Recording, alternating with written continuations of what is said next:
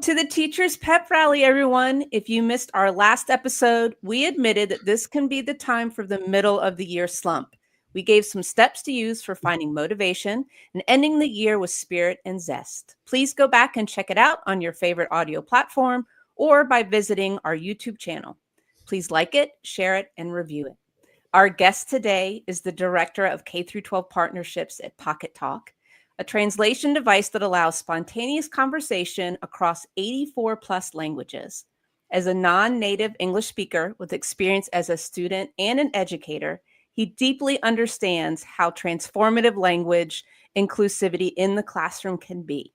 He has over 31 years of experience as a bilingual and educational technology teacher in Texas and works directly with teachers to implement Pocketalk technology in the classroom. Welcome to the Teachers Pep Rally, Arturo Guajardo. Hey, welcome. Woo. Thank you very much. That's an awesome intro. Wow, 30 plus years. That makes me feel. You know what? If you added all four of ours, we would be, I think, in the hundreds. So, welcome. Okay. We are so thrilled and happy that you're here. So, before we get started, Arturo, I'm kind of curious. I did kind of say a lot of things in your bio. You've got a lot of experience personally and professionally, and I know there's going to be a lot of passion coming from you about our topic today. So yeah. I'm wondering if there's any kind of special moment or some kind of time that inspired your passion for inspiring other English language learners, to help them be successful in their learning environment.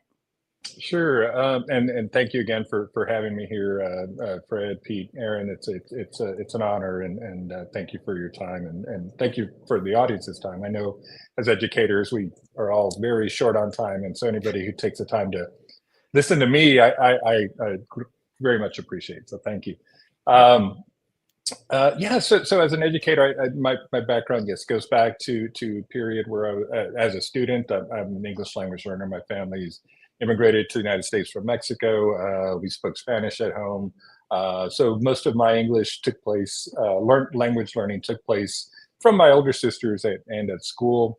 I was able to use that to move into my role as a bilingual educator in Austin. I did that for about 10 years. And I think during that period of time, probably one of the things that reminded me most about language learning and for me, a big part of what I tried to do was always engage families. I think so much anything we can do to have families become more involved with their students' education at school, and in particular with immigrant families, because so often the immigrant experience and the families and where they come from, so much of their oftentimes education might be interrupted for the parents and for the families, and so there tends to be a need to build trust and belonging, not just for the student but for the family. So for me, one of the I speak Spanish, and most of my students in Austin were Spanish speakers when I was teaching. But one year I did have a student come to me whose family was from Pakistan. And so all of a sudden, I came across, I guess I became much more empathetic for the experience of other teachers who don't speak a second language, who don't speak the language that many of their students speak. Because all of a sudden it's like, I can't really communicate with the family, the student's family. And so that made me really stop and think. It's like, whoa, this is tough. This is not easy for teachers who do work with students who don't speak their language or working with their family. So for me, that was a big eye opener. I think at that point I was like, okay, I need to help. I need to figure out how to help not just the students but help teachers. So to me that was a really big motivator early on. Mm-hmm. Yeah, that's beautiful. And and for anyone listening and for us, sometimes that can be a little bit scary to think about trying to make those connections, even if maybe there is no mutual language. But I think for me, at least, even just making the effort, even if no one's understanding what's being said, a lot of times goes just as far. I think that there's been some things where you've talked about the importance then of even just understanding how to pronounce someone's name, right? And so for an educator maybe who maybe hasn't felt really comfortable to ask about that, or even about a family member's name, like, why is that probably crucial? And what are maybe some strategies that we can share of to make that a little bit easier for people? It shouldn't be hard to do, right? It shouldn't, but it can be. So I'm always empathetic also to that effort, and it is. Your name is one of the, it's important. It's something that says this is me, this is Arturo, this is Pete, this is Fred, this is Aaron, and just having your teacher be able to pronounce your name correctly, it can be a big thing for many students. And personally, I can tell you a little bit about what happened to me when I was a student. Arturo, for some reason, in the 70s when I was growing up in Houston, for many of my teachers, it was difficult to pronounce. And don't even think about my last name. My last name is even harder. So often when roll was being called and teacher would try to pronounce my name, it was kind of cringy for me. I would, I remember thinking, oh, here we go, and I'm going to have to hear somebody butcher my name, and so eventually you got to the point where I'm not even sure if it was me, if it was a teacher, if it was students. Eventually, I became Arthur, and that name sort of stuck, and so that my teachers, and I think at some point I accepted it and felt that it was what I wanted, because it made things easier for my friends. It made things easier for my teachers. I didn't have to feel the cringe every time I heard my name. So that's kind of a deeply personal thing to me. And luckily, I did have teachers along the way who tried and did call me Arturo. And they would tell me, this is what your parents named you. You're Arturo, and I'm going to call you Arturo. And I was like, okay, that's fine. And I got more comfortable with it. And I finally realized, yeah, this is me. I am Arturo. I'm not Arthur. I'm Arturo. And so by the time I moved on to college and my professional life, yeah, I don't even want to hear the name Arthur. I'm Arturo. So that effort goes a long way. And for educators, I know that can be hard. Trust me, it can be a difficult thing. And again, I experience it myself. So one of the things that I always recommend, of course, is talk to the student as much as possible. I'm going to talk a lot about communication and how important that is between a teacher and a student, and a teacher and a family. But at the same time, there are other resources. If you may not have done this yet, but if you literally just go Google pronounce Arturo, pronounce Guajardo, there are videos on YouTube. There's so many videos out there that will help you, and guides that actually break it down for you, break down the syllables for you to make it a little bit easier.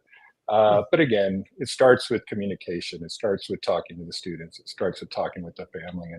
And the earlier you can do that, like, day one if possible, or day zero if possible, can really go a long way.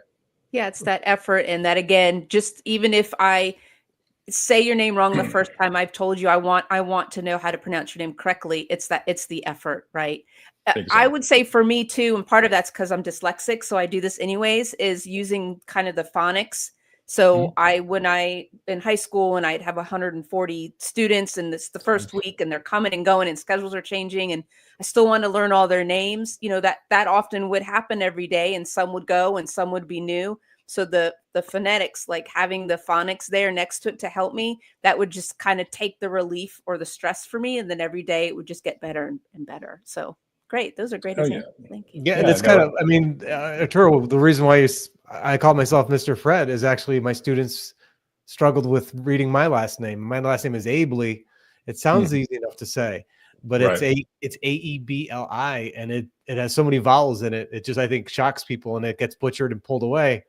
So I pulled away, and I actually kind of mimic and follow suit with another professor. Her last name was a Polish name, also was Smarkowski, and tricky and for a lot of people to say. And so she went with Dr. Deb, and I went with Mr. Fred. So but we wanted to just shorten it up, just to kind of, to your point, just to make us accessible. Exactly. I was Mr. G. My students could say Guajardo, but for some reason they always wanted to call me Mr. G. So I was Mr. G. That's fine. Yeah, That sounds like that was an endearment to me, yeah. Arturo. Yes. I hope so. Totally. All right, so let's get into kind of the techie world, Fred. We're really getting into your space a lot here. So I mentioned that you're the director of the K through 12 partnership for Pocketalk. Why don't you tell us a little bit about Pocketalk and the purpose, what it does, all those kinds of things. And I think that's we're planting the seed of where we're going with this conversation about communication, right? Absolutely. Yeah. So as I mentioned, I think communication is like we talk about with marriages. It's the most important thing. It's the most important thing with any relationship, I think. And what we are able to do at Pocketalk, what we help with, is providing translation solutions that can be used practically anywhere. What we're really known for is our Pocketalk device. It looks like this. Wow. It's a little handheld device. On that. Let's see here. Almost looks like an iPod. Exactly, very much like an iPod, a very similar form factor. And one of the I guess secret sauce for me on this device is that it's super easy to use. So I feel like you can hand this over to a third grader. They'd be able to take it and run with it, just as well as somebody at the front office, somebody in the cafeteria, your bus drivers, and of course your educators in the classroom. So super simple to use, very easy learning curve. I can show you right away, and you'll see just how quick and easy it is to actually to use. So we have 84 languages in this device. So think about it that way. I can translate from English into about 84 other languages and vice versa. I can also use this. English doesn't have to be one of the languages used on the device. I can actually have my Spanish speakers speaking to my Vietnamese speakers and vice versa. So those language combinations just open up so many possible experiences for the students and for the teachers. So right now I have, if you notice on the screen there, I have English and Spanish on my as the two languages that I'm going to work with here. If I wanted to change that, I would just have to click on either one. And when I click there, I have my list of my 84 languages there. I can just scroll up and down that list as much as I want to. But I'm going to stick with Espanol for now. Okay. And the thing you want to pay attention to is that little arrow in the middle. I'm going to try to get the angle here correct.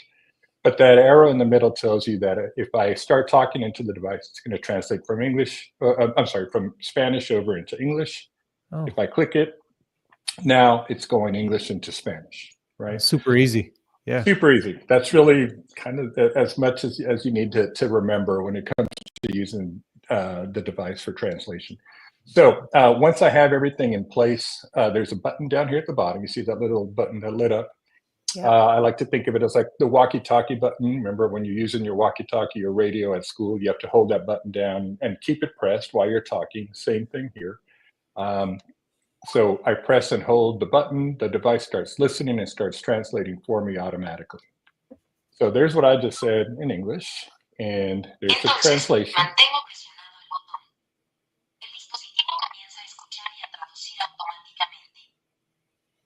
There's what I just said in Spanish. At the bottom there's a little button. I can click that, and again I can click that button in the middle, the arrow in the middle again if needed. Hablo en español y me traduce a inglés. I speak Spanish and it translates into English. So back and forth. I can do that all day with this device. I talk, you talk, I talk, you talk, I talk, you talk. Opening up all kinds of communication possibilities here. Nice. And beyond that, we even have a camera built into the back so that you can take pictures of text, and then that'll translate on the device just as it did when I spoke into it. Wow. Yeah, and beyond that, so many supporting features. We have a platform that called Ventana that works on your laptop, on your own device, that manages these devices. So for your IT folks, they're going to love it because they can set passwords and they can put these on their Wi-Fi networks.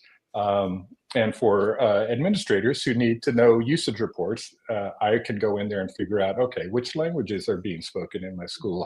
Which languages are new to my campus?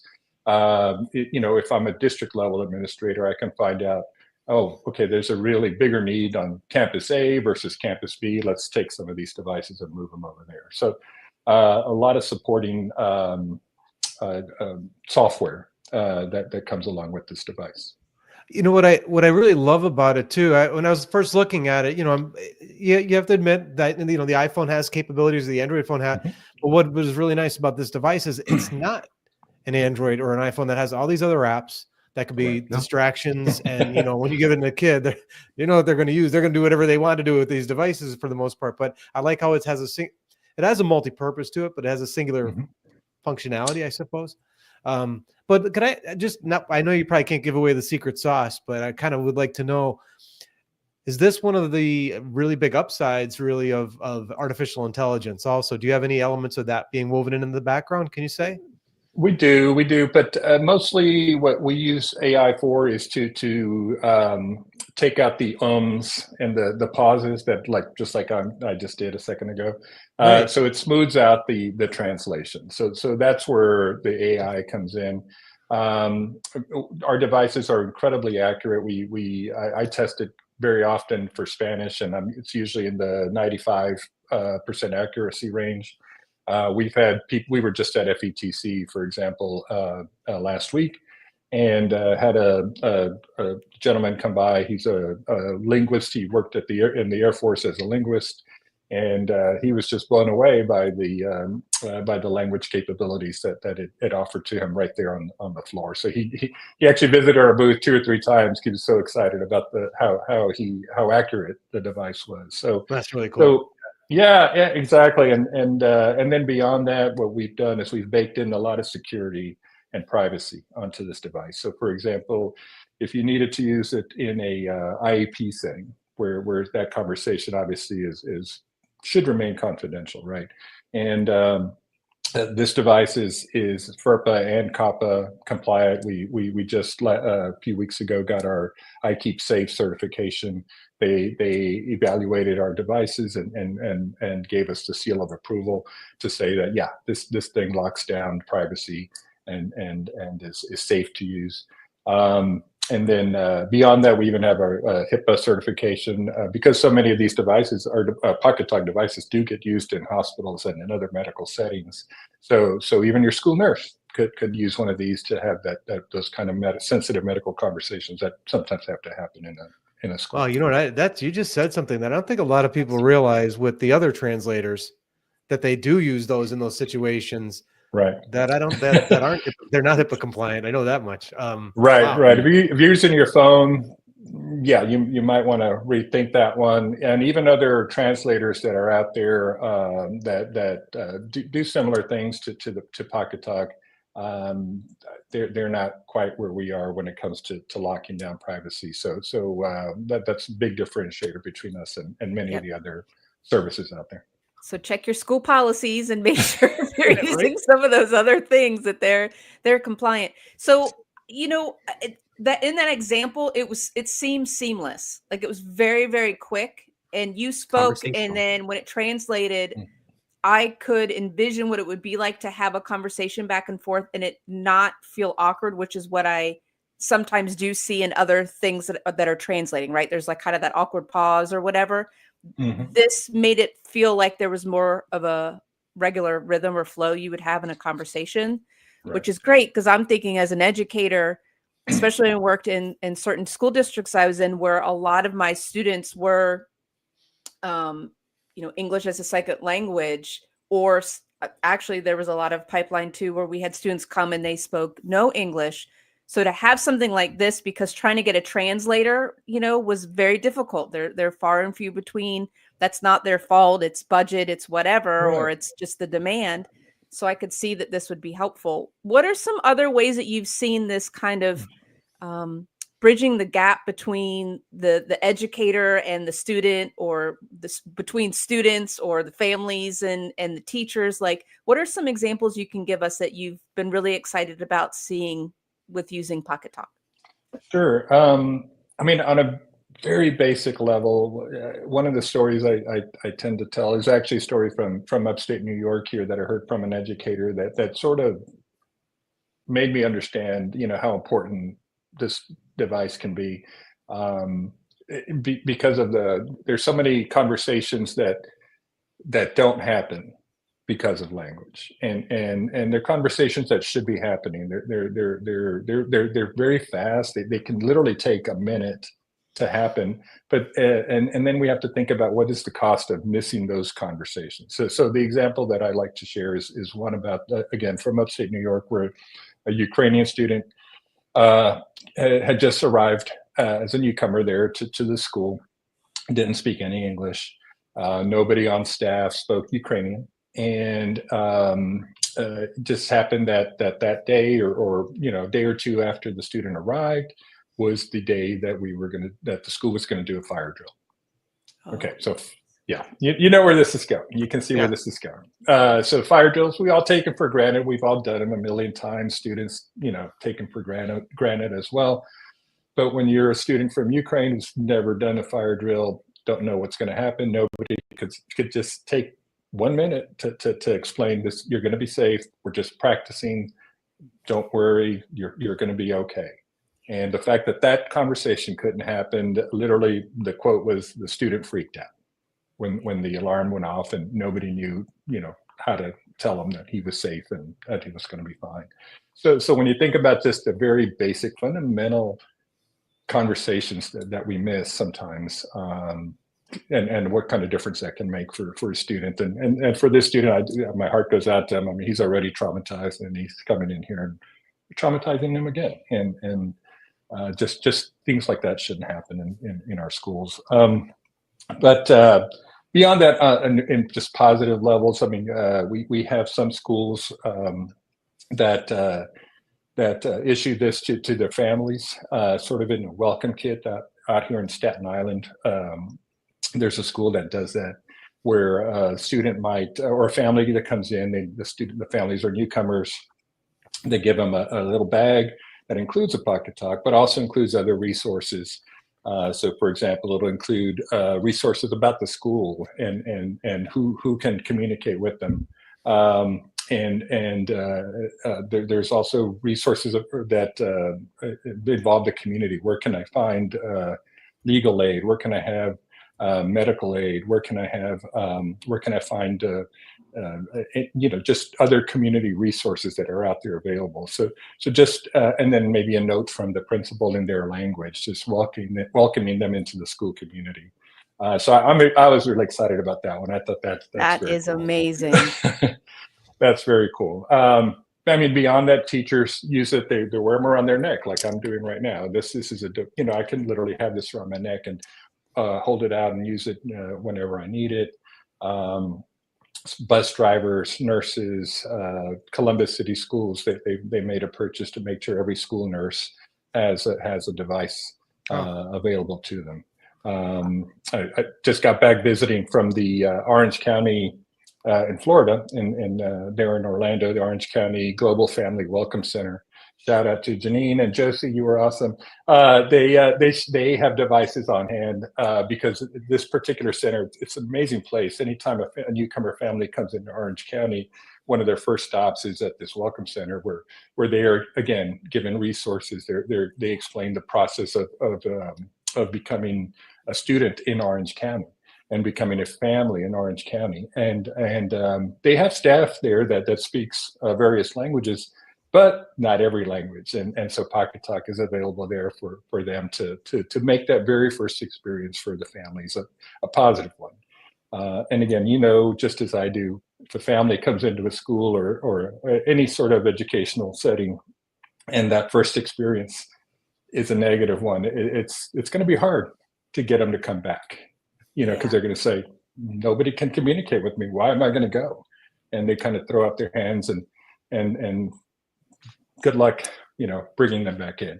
So just being able to make a difference there is huge for me. Yeah. Arturo, I'm really big on this philosophy of you only have one chance to make a first impression.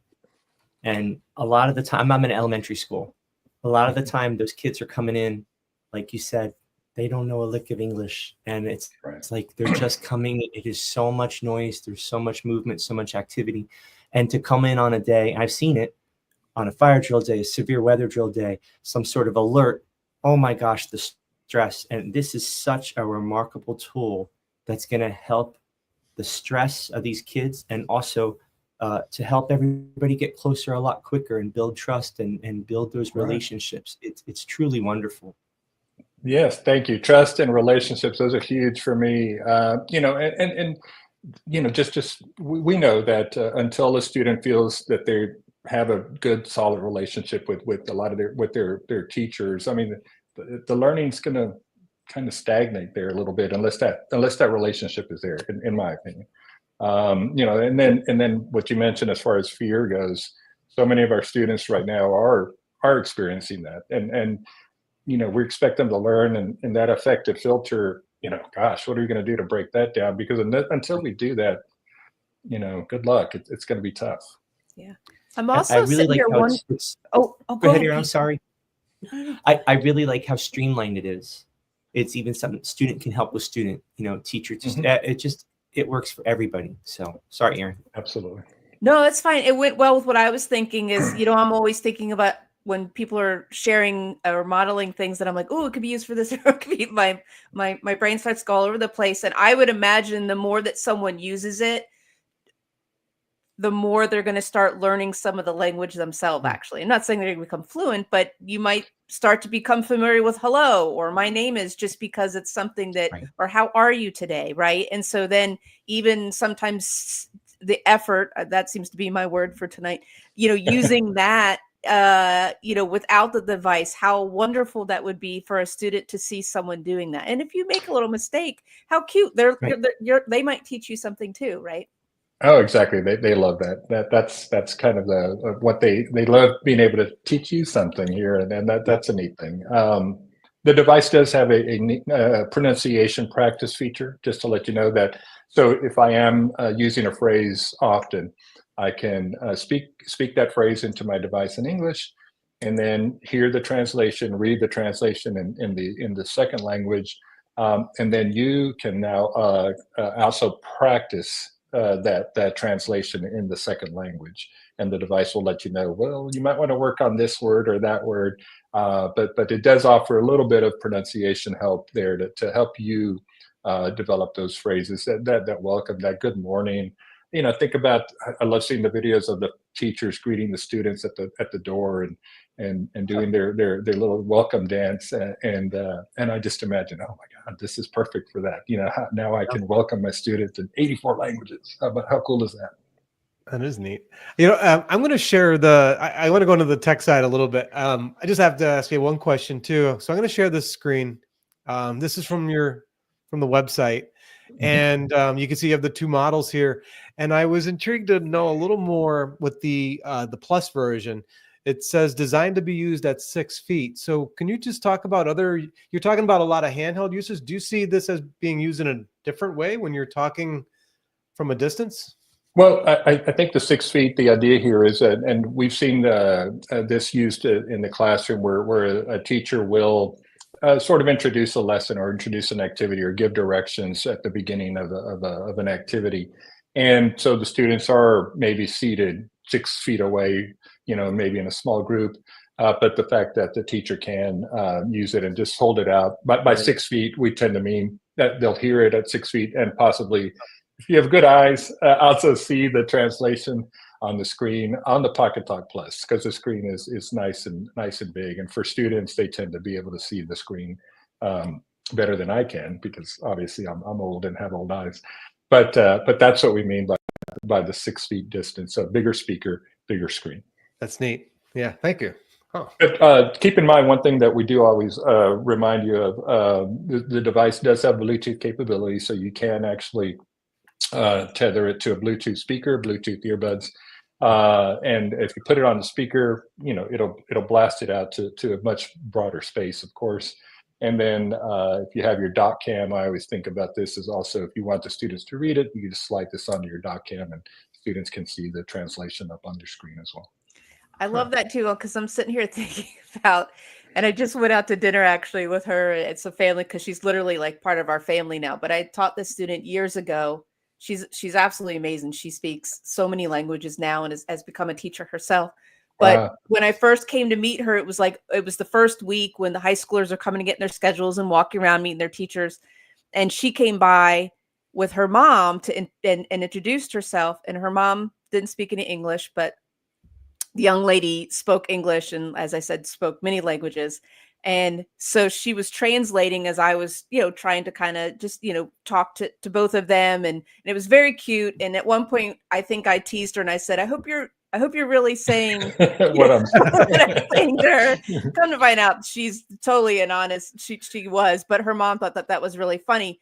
But wow, what an experience that would have been in real time if we had this device and then we could actually be hearing what each other is saying in real time without having someone translate. It was still a wonderful bonding moment because my student was translating for us, but it just would have kind of been a different element, I think. If it was so we just went to see, my wife and I went to see the 40th anniversary of the Goonies, and oh wow. There is it was in the theaters. It was great, but there is a classic scene there, and to your point, where Mouth is asked to be translated with the helper that's coming in, and he's completely wrapping the conversation in a totally different direction. So it's such a funny thing. And he said that to your point. Yeah, what did they really say? But at the end, his translation helps spot the ship, right? That's right. Am I remembering that correctly? This is correct. Yeah, that's exactly it.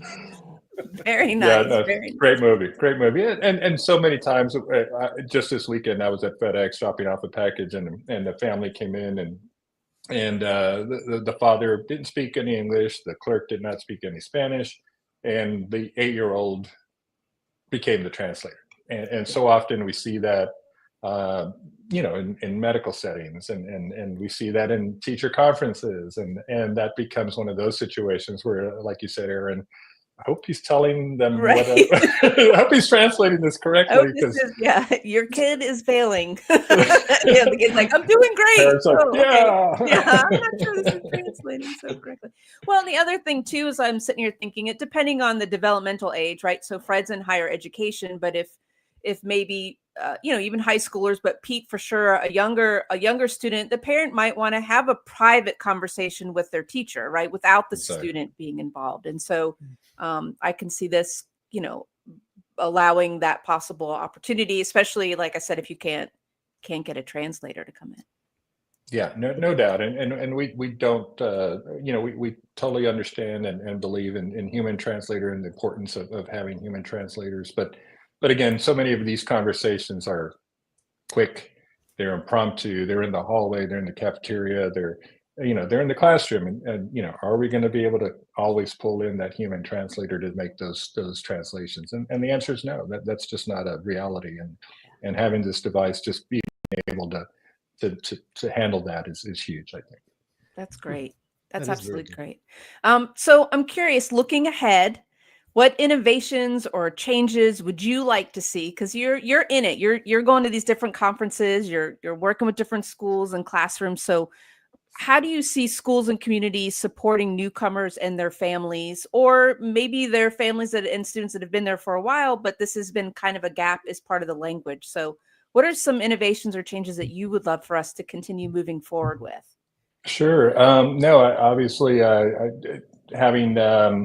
having sort of the translation available. I'm big on thinking, okay, what can we do for those parent conferences, not conferences, I should say, like the PTA meetings, the meetings that are held in those cafeterias, and what can we do to make those better, to make sure that every parent is going to be welcomed and is going to be communicated with there. And so one thing that we're working on is a translation service that will work on your device, that will work on your laptop, that will work on your phone, that will work on your computer, where families can just come in and hear the translation in their language. They can pick whichever language they want, sort of like at the United Nations, where everybody's listening to the same speech, but in their language, where that's just a seamless, easy to use tool that enables that conversation. And we're close. We're going to have that here out soon, and so that's exciting to me. Just being able to have it in that kind of setting, and that can also apply to a classroom. If I'm more in in the college setting, where a lecture is going on, and I'll be able to listen to that lecture, because lectures are long form. They're not like, snippets of communication, and to be able to have a long form translation is huge. Yeah, there's definitely. I'm thinking of just so many recent situations that I had where I wish I had this from showing. I've uncovered things that I haven't seen yet in terms of the language barrier. And I know I've shared with the group in here before. I remember having a student a year ago now, had an AirPod in one ear, and he was sitting far away from me, and I didn't realize until I came around he was translating me real time. And that was one of the first situations I've ever seen that. And then it's been happening more and more. We've been seeing that we have more students. Their language. There are a lot of mixed languages too. By the way, that's the other thing that's interesting. But I would have loved to have had this just recently in helping a student schedule classes. She brought a cousin in with her, and I was basically going through him, and and then I'm starting to talk about certain things that he technically can't be involved in, and then it got a little awkward. But this would have been a great device to have to bridge that. I'm gonna be talking to our staff about this. Wonderful. Good. That's good. Let me know if I can help. I'd be happy to. I will. I definitely am going to let you know. Yeah. And beyond that, I'm just excited about the possibility of just more languages, just the ability to I think we're on the cusp of just being able to really gather up more languages. I mean, we can only cover so many at this point, but there's so many other languages that we're going to be able to get to it, and I'm hoping that's sooner than later. Is the library of languages stored in some degree on the device, or is it all through the cloud? So you do have to connect to the cloud to get the translations to work. So we will see that. But here's something exciting about that. So obviously these devices. Well, sorry, I clicked on one and you heard the translation. But these devices work. We always recommend, if you're on campus, that you get it on your Wi-Fi. And then that tends to be you'll have the best experience that way. However, each device now comes with 5 years of cellular connectivity right out of the box. Wow. So when you get it, you open it up, and the first thing it's going to do when you power it is actually going to look for those cell towers and connect that way. So what that means is that if I'm off campus and I'm not on that Wi-Fi network, if I'm on a school bus, if I'm on a field trip, if I'm doing a home visit, or even if I'm a student and I've been issued this device, like some school districts do now, they actually issue this to the student like a library book, the device will automatically find that cell tower in the neighborhood and connect that way and just work like it does at school. So that's a neat feature for the Pocketalk that I think can, again, it's anytime translation, anywhere translation. Right. Arturo, is it able to translate songs? Like if it's a song in Spanish, if you played a little snippet of it? Yes, it'll definitely do that.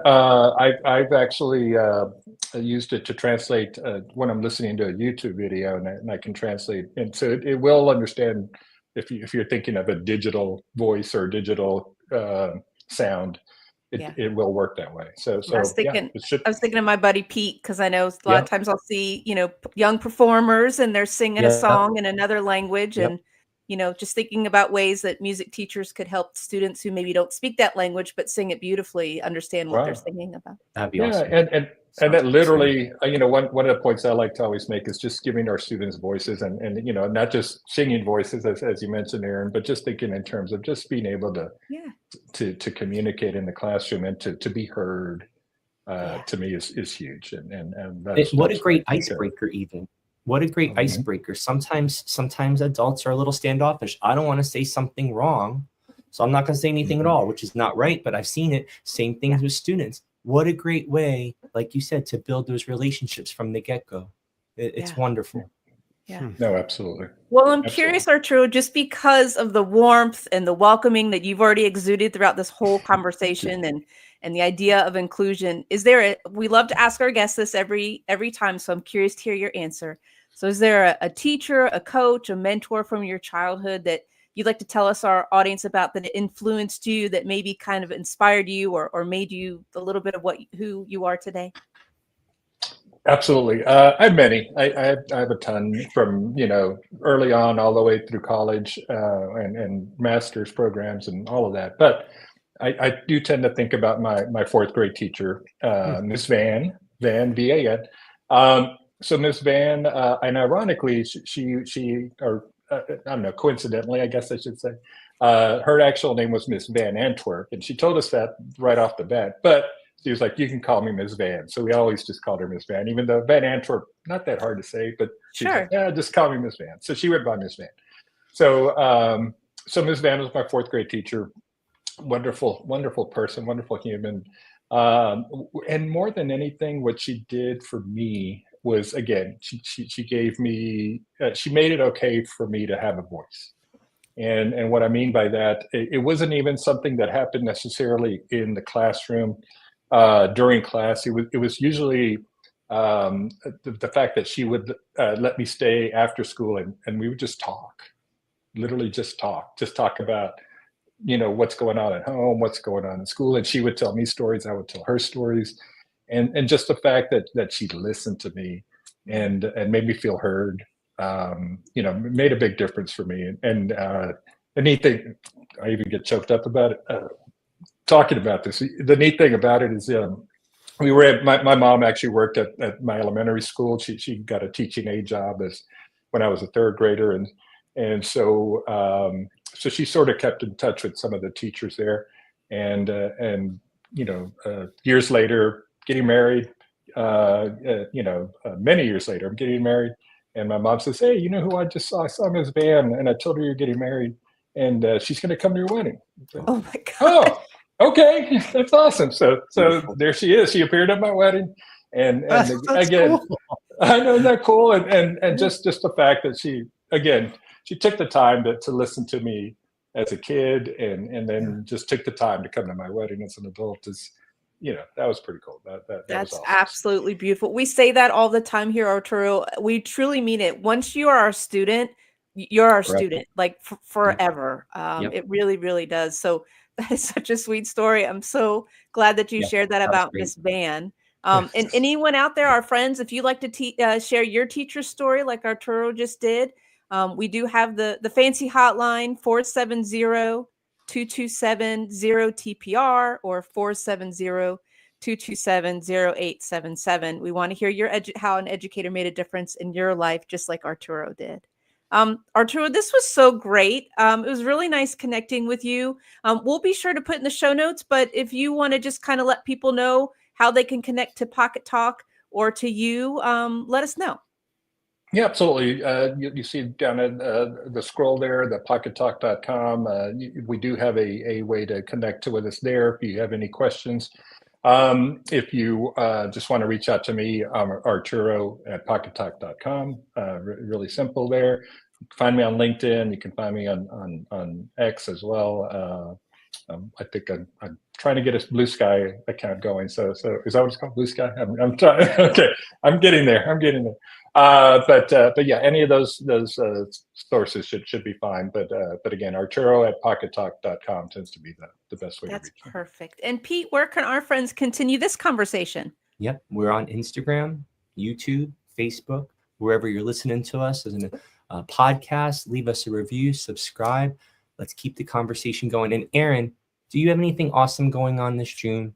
Thanks, Pete. Yeah, this is a reminder, guys. If you're looking for a professional development this summer for educators, come join us in Orlando, Florida from it's going to be in June 16th to June 18th. We're going to have a great time. We're going to cultivate curiosity and illuminate potential. I hope to see you there. Please check it out, inspirededucation.info for more information. Arturo, thank you so much for coming and talking with us. It truly has been a pleasure, and hopefully we'll get to do it again. Thank you, Aaron, Fred, Pete. I appreciate the time, and again, it was an honor to be here, and happy to come back anytime. Yeah, thanks for being with us today. It was great talking. It was a great device. Yeah. Awesome. Thank you. Thank you. Thank you. And